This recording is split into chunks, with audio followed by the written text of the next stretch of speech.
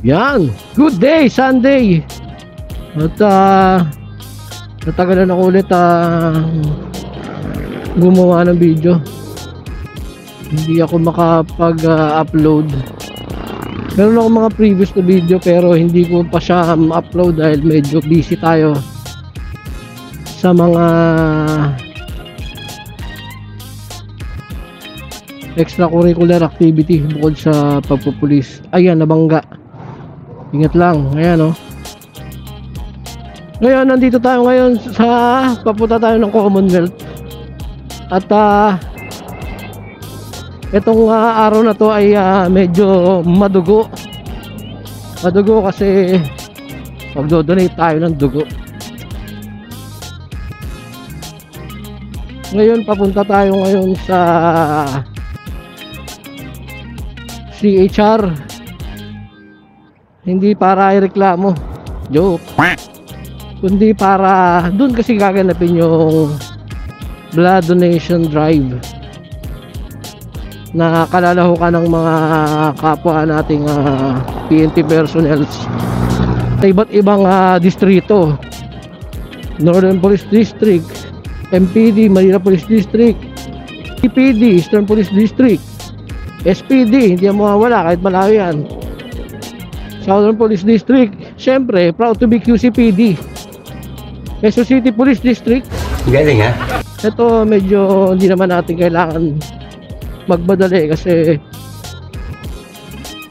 hanggang alas 2 pa naman to ng hapon,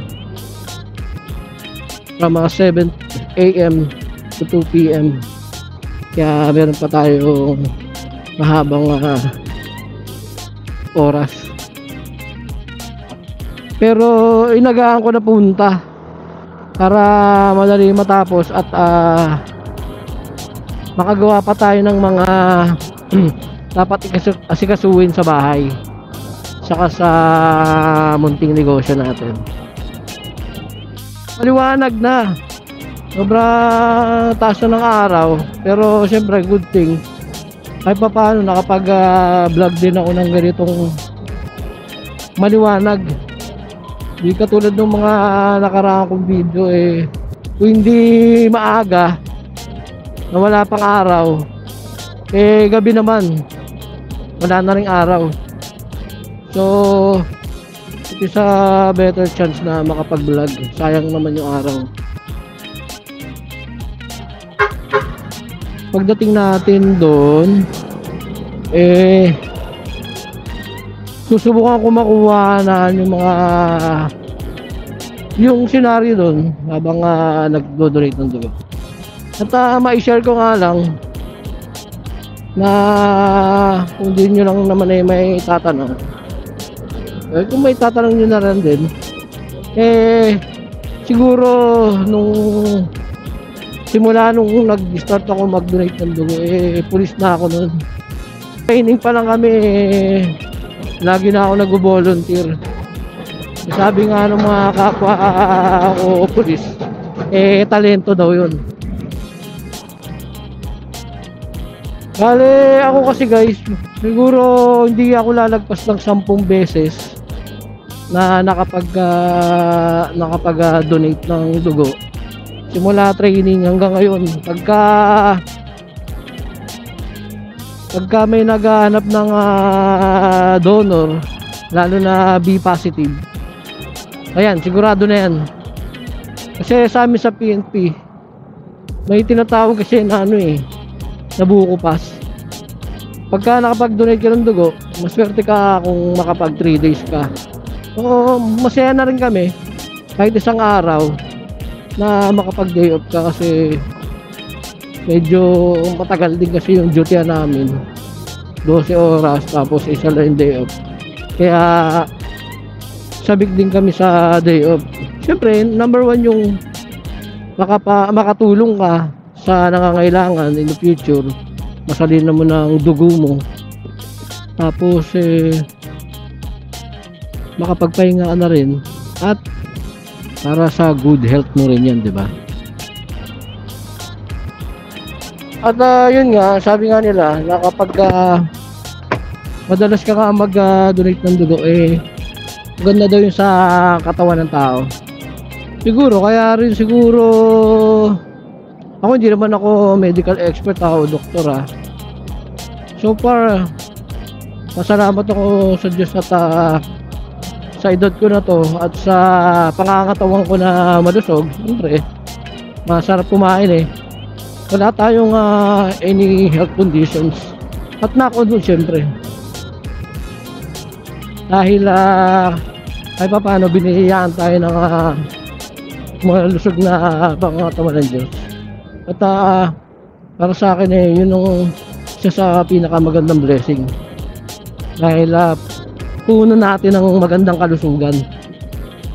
Eh, syempre, for example, marami kang pera, pero sakitin ka naman, walang parang walang kwenta yun, di ba? Hindi mo rin may enjoy yung buhay. Kesa syempre, katamtaman lang yung pera mo, sakto lang, pero malusog ka, mas na-enjoy mo yung buhay mo kasama yung pamilya mo. At ngayon guys, nandito na tayo sa Commonwealth, dito sa may lapit to sa may Doña Carmen. Kung nakakaalam mo yung shortcut na subdivision papunta sa Payatas Road. Pero ito pwedeng towards Sandigan. Maganda yung daloy kasi linggo kasi ngayon eh, tamang tama. Nakapagpahinga muna tayo bago tayo mag-donate ng dugo dahil kagagaling lang natin sa day off mo ba eh. Chill ride lang guys, tayo na ngayon Sunday. Pakishare ko lang din guys yung nakaraang pinakahuli ko nga pag-donate ng dugo. This year lang din naman yun eh, mga 4 months, 5 months lang nakalipas. Nung una eh hindi naman nabago rin sa akin to, okay na okay naman nung habang tinusok saka lumalabas ng dugo. Ang problema siguro medyo kulang lang ako sa tulog yung time na yon. Nung pagbunot nung karayom, siguro mga ilang segundo nakaramdam na ako ng panlalamig. Tapos kahit naka aircon siya, nagbubutil-butil yung pawis ko. Ngayon tinanong ako kung nurse ba yun o medtech, kung okay lang daw ba yun, kung okay lang daw ba ako. So syempre pulis tayo eh, alam nga naman sabihin kung hindi, nakakaya naman, di ba? Pagka sinabing di tayo okay, nakunan lang tayo ng dugo, nakasabihin niya takot tayo sa karayom eh, sa dugo eh. Pero may pero hindi, dami ko ng beses nag-donate. Yun lang naman yun, siguro pangalawang beses na para akong nahilo. Muntik na yata ako maimatay yun eh. Pero after din siguro mga 1 minuto, 2, bumalik na naman, okay naman Yun lang naman yung mga hindi naman nakakatakot, parang nakakahiya na kasi pagka bigla kang, di ba? Tapos pulis ka, aminin nyo, kahit pulis kayo, may iba takot sa karayom, sa dugo.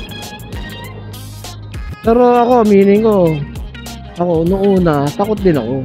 Kaya lang, siyempre pagka, diba sabi nga nila, face your fear, conquer your fear. Kasi haharapin mo yung kinatatakutan mo. So pagka naharap mo na yung kinatatakutan mo, at ilang beses mo na siya napagdaanan, eventually mawawala na siya eh. Parang na rin siyang magiging katawaan na lang, o challenge na lang sa inyo. Basic challenge. At maiba ko lang guys, date ko lang yung sa motor ko. Ayan, zero pa rin yung wala kasi tayong time. Pero ito, ewan ko bakit nawala rin yung check engine. Napahinga ko lang naman siya ng isang araw, hindi ko pumasok. Pero mabuti naman. Pero siyempre kailangan ko pa rin itong ipa-check dahil alam ko na may problema. Kung hindi ako nagkakamali guys, medyo malapit na tayo. Alam ko ano lang ito lang yan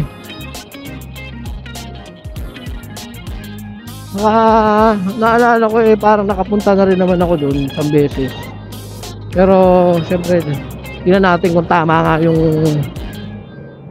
nasa isip ko, kung doon talaga, kung doon ba talaga yung pasokan ng CHR.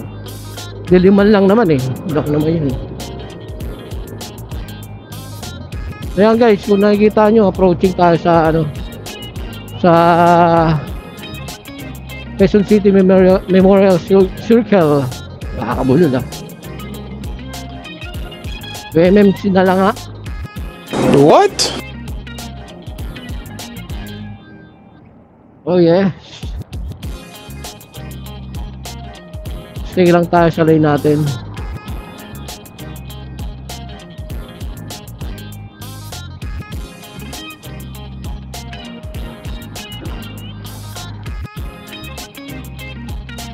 Sana makakunan ko yung mga makakapag video ko mamaya doon sa loob para makita nyo yung pagdodonate ko ng dugo. Kung nako, delikado yan. Magdodonate kung may himatay ako, hindi. Pero sana wag naman, nakakaya. Dito. Anong Commonwealth lang yun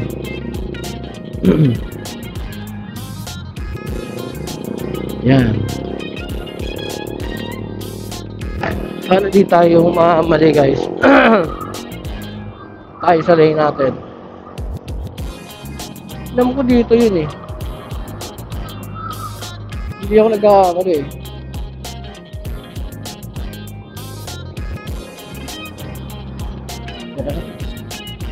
signal tayo. Kamali dito yan babagal tayo dito.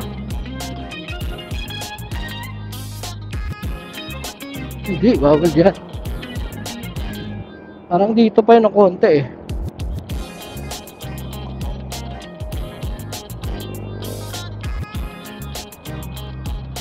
Naku po, naliligaw pa yata ako.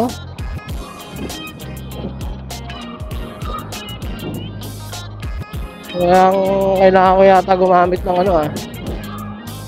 ng Waze Hindi ako alam ko dito yun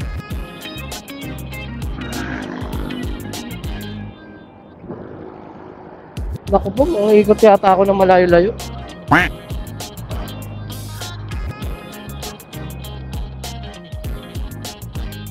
Ito ata. Kamali tayo ng dun Ayun, ito na nga. Dito ba yun yung blood donation? Dito, kahit. Okay, thank you. Pero saan yun? Dito? Yung yung event dito. Ayun, thank you. Ayan guys, nandito na tayo. At kala po tayo ng parking. Ito na lang. Di ata to kaya dito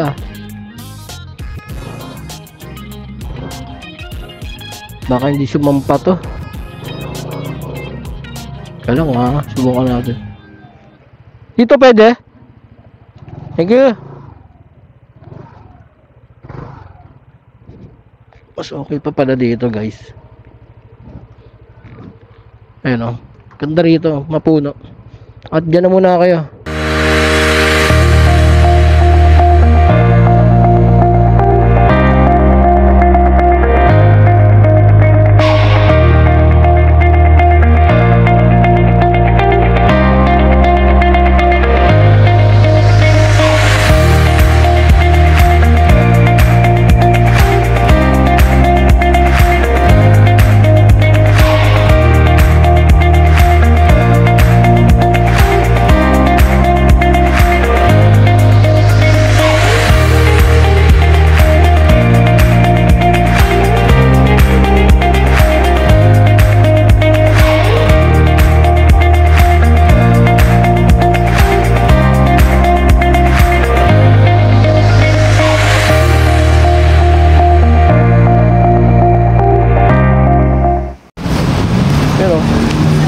saglit ba?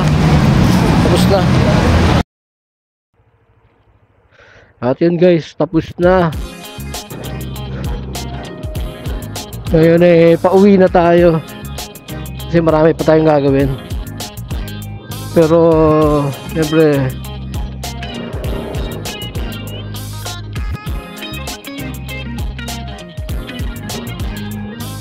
yeah. And another one successful blood donation. At nakapag-handog na naman tayo ng ating pangmalakasang dugo. Malakasan kasi sigurado ako yung makakatanggap ng dugo ko mag-extend ng buhay niyan mga 120 years. Siyempre think positive. At dito na naman po tayo sa Commonwealth. Pwede ko sa bahay. At sana nagustuhan nyo yung video ko. Mga ganun lang na content muna tayo guys, kasi hindi tayo makapag drive talaga ng malayo. Pero sisikapin ko next time kapag nagkaroon ako ng free time, magra-ride ako. Hindi man katulad ng mga riding experience ng mga sikat na motovlogger. At yun lang guys, kita-kits sa susunod na vlog. And please don't forget to subscribe and like this video para updated kayo kapag gumagawa ako ng mga bagong video. Siyempre, hit the notification bell. Bye bye.